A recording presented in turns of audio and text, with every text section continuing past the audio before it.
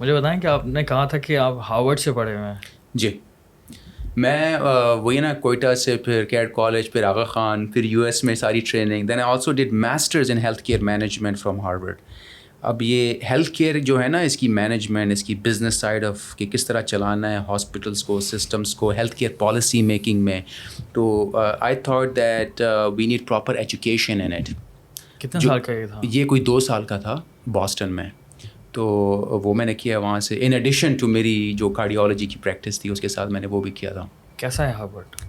I mean, of course, it's I think the best university in the world. کیونکہ آپ نے 2 سال لگائے ہیں، تو پاکستان کی یونیورسٹی میں آپ نے پڑھا ہے یا پھر پاکستان کی باقی یونیورسٹیز بھی آپ نے دیکھی ہیں. سو آپ کو ڈفرینس کیا دکھا ہے کلچر کا یا پھر پڑھائی کا؟ دیکھیے پڑھائی کا یہ ہے نا کہ مین کچھ دیکھیں ڈفرینس. بکس تو ہر جگہ ہوتی ہیں. بکس تو آج کل آپ آن لائن بھی پڑھ لیتے ہیں نا.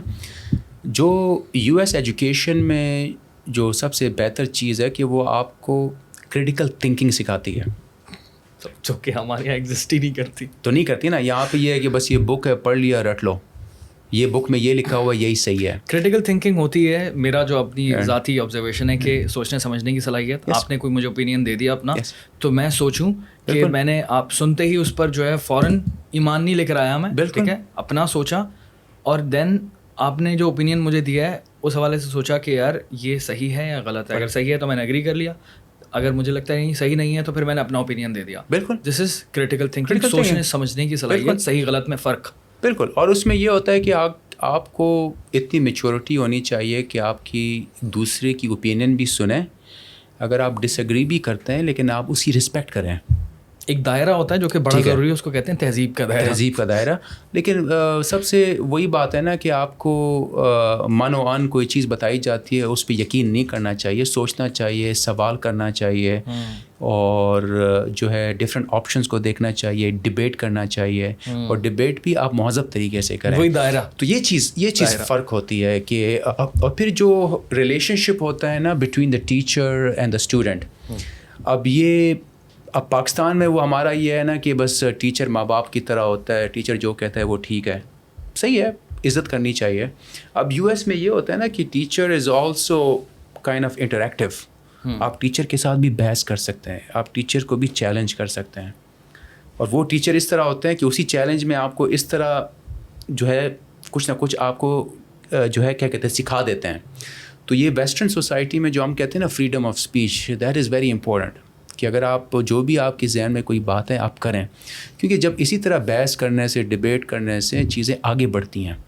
لیکن اگر ہر ایک اپنے اپنے اوپینین میں ڈٹ جائے اور اس پہ لڑنا شروع کر دیں، it does not go any where. پکا اوپینیٹڈ ہو گئے اور مجھے ڈھیٹ ہوں، میں تو ہلنا ہی نہیں. یہ میری انا کا مسئلہ ہے، ذات کا مسئلہ ہے، ایسے نہیں ہونا چاہیے.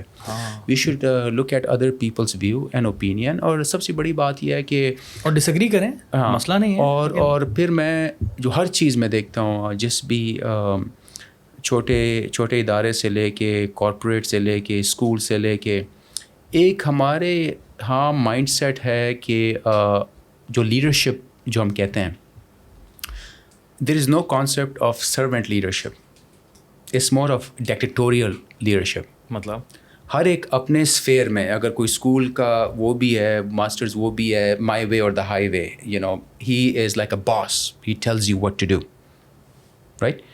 اب یہ آپ لے جائیں جو بھی سیکٹر ہیں، بینکنگ سے لے کے گورنمنٹ لیول تک، ہر ایک اپنی فیلڈ میں ڈکٹیٹر بننا چاہتا ہے. And he should order people around instead of a servant leadership کہ جو سب کو چلاتا ہے ساتھ میں. He becomes part of the team. So there's a boss leadership, there's a servant leadership. Very good. And that's what we need, a servant leadership. Very good. And that is lacking. کوئی concept ہی نہیں ہے. کیونکہ if you are a person, you are out there, you are part of the team, you are seen visible, you are nice to the people, you motivate your team. وہ concept نہیں ہے یہاں پہ. یہاں پہ یہ کہتے ہیں بس اس کو میں نے کیا کہتے ہیں ڈنڈا دیا تو یہ کام کرے گا. ایسی بات نہیں ہونی چاہیے. کوئی اور بھی طریقے ہوتے ہیں. There are other leadership models as well. تو that is something that is lacking in Pakistan. وہ چیز میں نے بہت دیکھی ہے یو ایس میں. یو نو دس از کہ جو سروینٹ، اسپیشلی جو ہیلتھ کیئر انڈسٹری میں، you need that type of leadership, servant leadership, because it's very the health care کی جو انڈسٹری ہوتی ہے اٹس ویری ہیومن ڈپینڈنٹ. اس میں آپ کے جو زیادہ تر آپ کی وہ اسٹافنگ زیادہ ہوتی ہے compare to other industries. So you need a leader who is not a dictator. You need a leader who is a team player who motivates others. ہمارے یہاں تو سمپل ورڈ ہے, اللہ معاف کریں, فرعون والا سین ہے. تو ہر فیلڈ میں ہر جگہ ہر ادارے چھوٹے سے لے کے بڑے تک. لیکن بس یہ مائنڈ سیٹ ہے کہ یار اگر میں اسٹرانگ ہوں, میں باس ہوں, you know people would respect me. You know there is a difference between respect and fear. کیا بات ہے, کیا So, you know, you and should there is a differentiate. big difference. It's a big difference. I mean, fear can motivate people to some extent, right? And respect hai, you know, and that's a different thing. Respect mein aake phir people they can work beyond their limits for you. Once you gain their respect, right? So, but you have to get to that point to like motivate people and, you know, make them be part of the team. Usko motivate karein, unko shabash dein, unko baith ke encourage karein. So there is a difference between aggressive leadership and assertive leadership. You don't have to be aggressive. You can be assertive, but you should not be aggressive. The difference between these two.